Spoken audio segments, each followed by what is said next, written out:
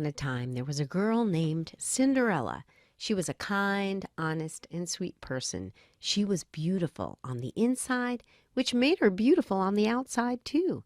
Cinderella's mother died when she was a very small girl, and so her father had remarried. Her stepmother was a horrible, mean person. Cinderella and her father had to go and live with her in her old, dusty house.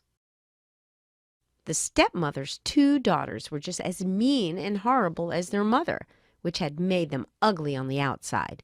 They were jealous of Cinderella's beauty, so they made her wash all their clothes, cook all their food, and clean up all their mess. Cinderella was very unhappy, but she did all her chores without complaining. She dreamed of the day she would be able to leave the awful house and get away from her stepmother and stepsisters.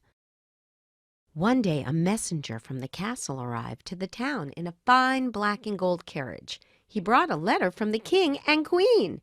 "To all eligible ladies of the kingdom, it is the pleasure of the king and queen to invite you to a ball tomorrow night. The prince is ready to be married and is hoping to meet his princess." "Of course Cinderella won't be going," spat the stepmother. "The prince will be looking for a beautiful girl, like my daughters." The stepsisters laughed and agreed. The next evening, Cinderella heard her stepsisters squealing and shrieking as they left to go to the ball without her. "I'm so tired of waiting for the day I can leave this place," sobbed Cinderella. In a flash of blinding white light, a lady with violet hair appeared. Cinderella screamed, "Hush! Do not be frightened, Cinderella.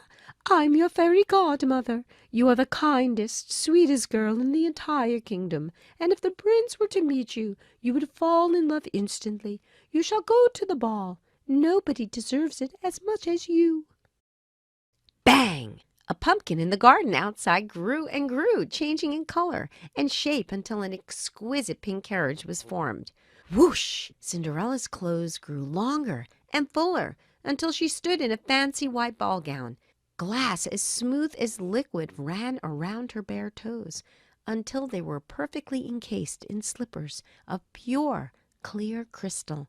Crack! A mouse that had been running through the garden began to swell until a fully grown footman stood beside the carriage. With a warning from the fairy godmother that the magic would wear off by midnight, Cinderella climbed into her carriage and escaped towards the palace.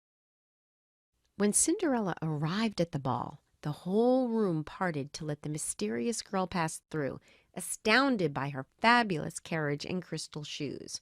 The prince saw Cinderella's dazzling dress and silky red hair from his outlook at the top of the ballroom stairs.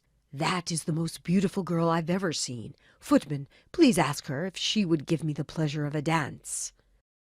In a private ballroom with golden floors and glowing chandeliers, the prince and Cinderella danced and talked for hours. Although she could not give away her true identity, she dazzled the prince with her charm, cleverness, and lovely face. All too soon, the clocks were striking midnight, and Cinderella gasped when she heard them. She knew the magic would wear off.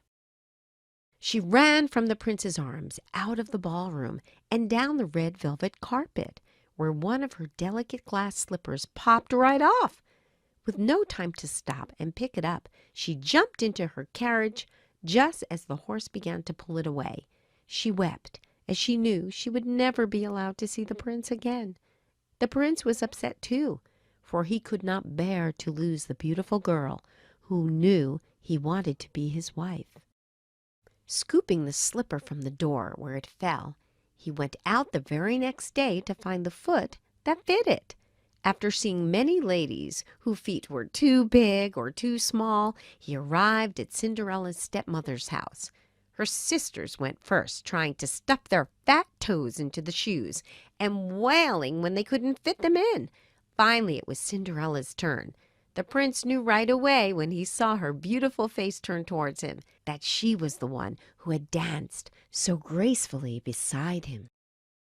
It was no surprise that her foot slipped daintily into the shoe, a perfect fit. "Cinderella, come away from this place and rule the kingdom as my queen," said the prince.